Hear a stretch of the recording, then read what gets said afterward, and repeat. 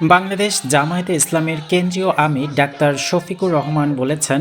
জামায়াতে ইসলামী ক্ষমতায় গেলে ধর্মবর্ণ নির্বিশেষে সকল বিভেদ ভুলে দেশ থেকে সন্ত্রাস, চাঁদাবাজি, দুর্নীতিমুক্ত সুখী সমৃদ্ধ বাংলাদেশ গড়ে তোলা হবে।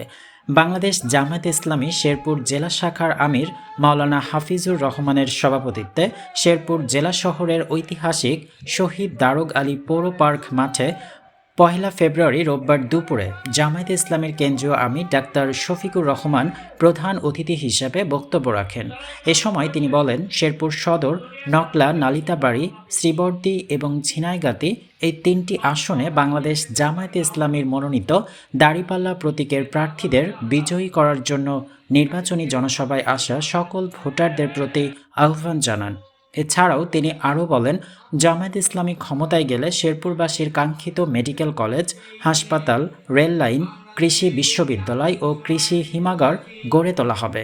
এর আগে তিনি রোববার সকালে হেলিকপ্টার যোগে গত 28 জানুয়ারিতে শ্রীবর্দী ঝিনাইগাতি স্টেডিয়ামে অনুষ্ঠিত নির্বাচনী ইশতেহারের সময় সংঘর্ষে নিহত শ্রীবর্দী উপজেলার জামায়াতে ইসলামী সেক্রেটারি মাওলানা রেজাউল করিমের গ্রামের বাড়ি শ্রীবর্দী উপজেলায় তার কবর জিয়ারত করেন। এ সময় তিনি শহীদ রেজাউল করিমের স্ত্রী, সন্তান সহ পরিবারের সদস্যদের প্রতি সমবেদনা জানান। পরে ডাক্তার শফিকুর রহমান নির্ধারিত সময়ে শেরপুর শহীদ দারোগ আলী পৌর পার্ক মাঠে প্রধান অতিথির বক্তব্য শেষ করে শেরপুর সদর 1 জামায়াতে ইসলামীর প্রার্থী হাফেজ রাশেদুল ইসলাম, শেরপুর 2 নকলা নালিতাবাড়ী আসনের প্রার্থী গোলাম কিবরিয়া ও শেরপুর 3 শ্রীবর্দী ঝিনাইগাতি আসনের প্রার্থী নুরুজ্জামান বাদলের হাতে দাঁড়িপাল্লা প্রতীক স্ব প্রার্থীদের হাতে তুলে দেন। এ সময় অন্যান্যের মধ্যে বক্তব্য রাখেন জামায়াতে ইসলামীর কেন্দ্রীয় কর্মপরিষদ সদস্য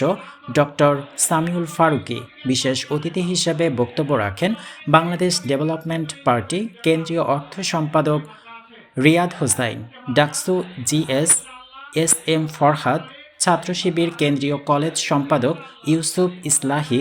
জুলাই যোদ্ধা খোকন চন্দ্র বর্মন, শেরপুরের সাবেক জেলা আমির ডাক্তার শাহাদাত হোসাইন, এনসিপির শেরপুর জেলা সভাপতি ইঞ্জিনিয়ার লিখন মিয়া, শেরপুর জেলা খেলাফত মজলিসের আমির মাওলানা আব্দুল হালিম, বাংলাদেশ খেলাফত মজলিসের আমির মাওলানা শফিকুল ইসলাম, খেলাফত মজলিস কেন্দ্রীয় শুরা সদস্য মাওলানা রমিজ উদ্দিন, এবি পার্টির শেরপুর জেলা সভাপতি শাহজাহান মল্লিক, ছাত্র শিবির শেরপুর জেলা শাখার সভাপতি আশরাফুজ্জামান মাসুম, জামায়াতে ইসলামী শেরপুর জেলা শুরা সদস্য মাওলানা আব্দুল বাতেন প্রমুখ।